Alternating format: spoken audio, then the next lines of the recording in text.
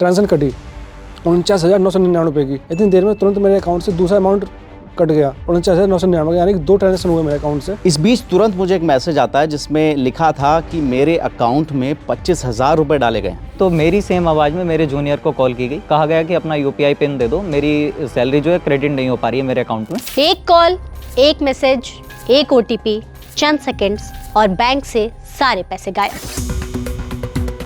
हम कैश से कैशलेस तो होते जा रहे हैं। डिजिटल ट्रांजैक्शंस का जो इजाफा है वो भी बीते दिनों में काफ़ी ज़्यादा बढ़ गया है, लेकिन इसी के साथ जो फ्रॉड्स के मामले हैं उनमें भी तेज़ी से बढ़ोतरी देखी गई है। और इन्हीं कुछ फ्रॉड्स के शिकार हमारी कंपनी के कुछ एम्प्लॉयज़ को भी होना पड़ा। तो पहले आपको उनकी कहानियों से रूबरू कराते हैं और देखते हैं कि आखिर उनके साथ क्या क्या हुआ। मेरा नाम हर्ष शर्मा है। मैंने एक्चुअली फ्राइडे को अपनी एक कंप्लेंट दर्ज करी थी। सैलो बोतल होती है मिल्टन की, स्टील वाली, तो उसमें मेरी बोतल ख़राब थी। मैंने उसको कंप्लेंट करी थी, उसको रिटर्न के लिए या रिफ़ंड के लिए। तो मैंने इसे मेल डाला था, तो मेल से मेरे पास रिवर्ट कॉल आया था। उसके बाद उन्होंने मुझे व्हाट्सएप पे एक लिंक भेजा। तो उन्होंने जो व्हाट्सएप पे मुझे लिंक भेजा वो APK था। मैंने उस पर जैसे क्लिक करा तो उसमें बस नाम मांगा सबसे ऊपर फर्स्ट।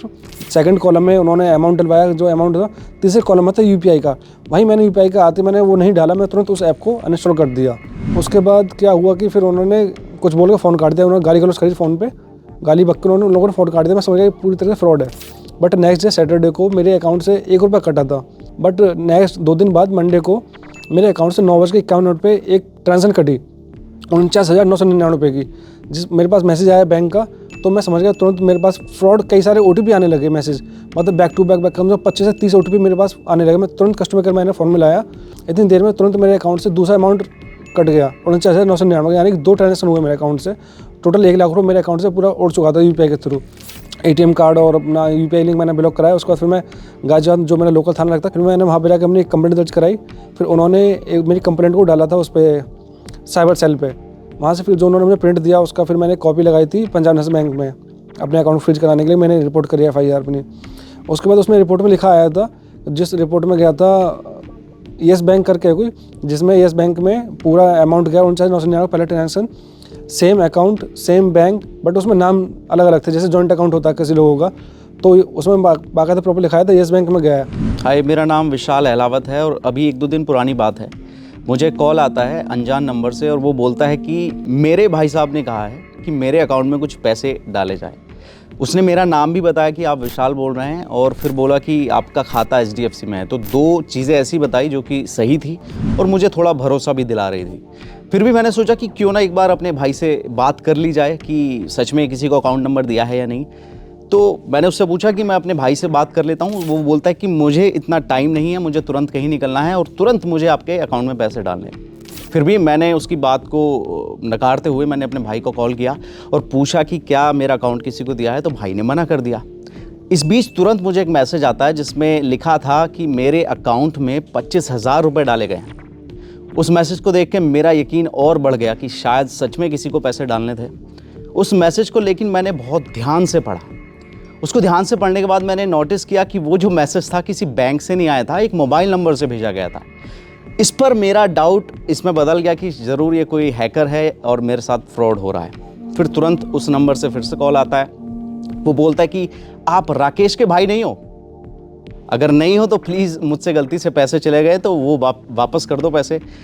अब इतना सुनते ही मेरा जो शक था वो यकीन में बदल गया कि ज़रूर ये कोई फ्रॉडस्टर है और मेरे साथ फ्रॉड कर रहा है। मेरा नाम आयुष त्यागी है और मेरे साथ अभी कुछ दिन पहले, लगभग 10-12 दिन पहले की बात है, मैं वर्क फ्रॉम होम पर था। उस टाइम मेरे पास एक कॉल आया मेरे दोस्त मेरा जूनियर है वो, उसकी कॉल आई कि भैया आपको पैसे की क्या ज़रूरत है क्या? मैं बोला नहीं।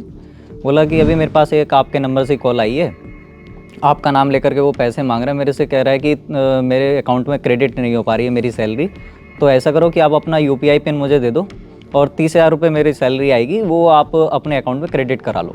तो मैंने उसको मना किया कि मैं किसी तरीके की कोई आगे कार्रवाई करने की ज़रूरत नहीं है, ना किसी को UPI पिन अपना बताना है। और वो नंबर मैंने उससे मांगा, मैंने उसको कॉल किया, ट्राई किया, बात करने की कोशिश की। तो जब मैंने उससे बात की तो उसने जिस जूनियर को कॉल की थी उसकी सेम आवाज़ में मुझसे बात की। तो एक तरीके का ये फ्रॉड था। फिर मैंने अपने व्हाट्सएप नंबर से अपना स्टेटस लगाया कि ये नंबर है जो वो नंबर मेरे पास आया था, जिस नंबर से कॉल की गई थी, मैंने वो स्टेटस पे लगाया कि आपको अगर कोई इस नंबर से कॉल आए या किसी भी दूसरे नंबर से कॉल आए मेरे नाम से आपसे कोई पैसे मांगे, तो किसी प्रकार के कोई पैसे देने की ज़रूरत नहीं है। तो इस तरह की फ्रॉड से बचने के लिए हम क्या करें? इसके लिए हमने एक एक्सपर्ट से बात की है, तो उनसे जानते हैं कि उन्होंने इस मामले पर क्या कहा।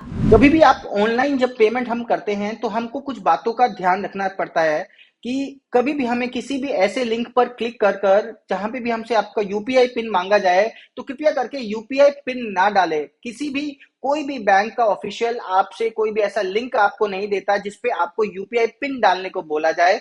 तो आप सतर्क रहिए कि अगर कोई भी ऐसा लिंक आपके पास आया है जिसमें यूपीआई पिन डालने के लिए आपको बोला जा रहा है या फिर आपसे कोई पेमेंट करने को बोला जा रहा है और आपसे आपके मोबाइल पर कोई एप्लीकेशन इंस्टॉल कराई जा रही है, तो आपको एकदम से स्टॉप हो जाना है, क्योंकि इस तरह की एप्लीकेशंस आपके मोबाइल्स को हैक कर लेती है, आपके डेटा को हैक कर लेती है। उसके बाद आपके डेटा के साथ आपके जो फाइनेंशियल की जो एप्लीकेशंस होती है, भीम होती है, फोन पे, गूगल पे, इस तरह की जो यूपीआई एप्लीकेशंस आप यूज करते हो फोन में, उन एप्लीकेशंस को यूज कर कर आपके साथ फ्रॉड किया जा सकता है। मतलब जब आपके मोबाइल में कोई ऐप डल जाता है तो आपके सारे एसएमएसेस भी कई बार ये देखा जाता है कि क्रिमिनल के पास ऑटोमेटिकली फॉरवर्ड हो जाते हैं। तो ओटीपी का अगर कोई मैसेज आपके मोबाइल पर आता है तो ऑटोमेटिकली क्रिमिनल के पास चला जाता है।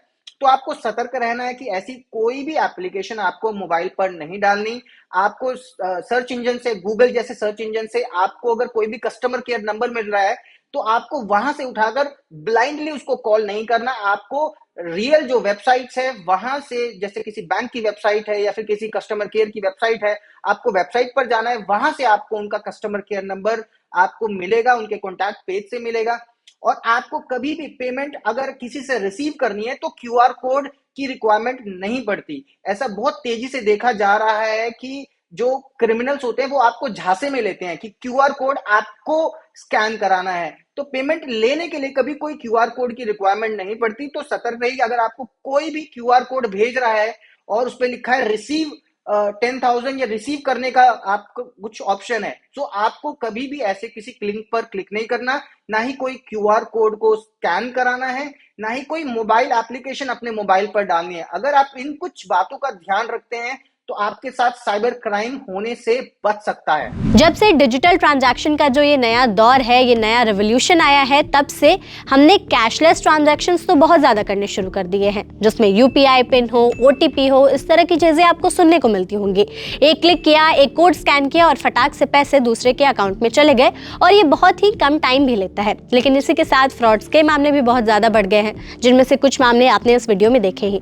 इस वीडियो को बनाने का हमारा ये साफ मकसद है कि आपको आगाह करें कि जिस तरह की चीजें, जिस तरह के फ्रॉड्स लोगों के साथ हो रहे हैं, आप उनसे कैसे बचें। तो इस वीडियो को आप अपने फ्रेंड्स, फैमिली और कलीग्स तक जरूर से जरूर पहुंचाइएगा, उनसे शेयर करिएगा और उन्हें भी कहिएगा कि अगर फ्यूचर में उनके साथ भी इस तरह के फ्रॉड्स के मामले हो रहे हैं तो वो खुद को कैसे आगाह करें, खुद को इस तरह की चीजों से कैसे बचा कर रखें, क्योंकि सतर्क रहना, सावधान रहना हमारी ही जिम्मेदारी है। तमाम ऐसी और भी वीडियोस के लिए देखते रहिए हमारा चैनल।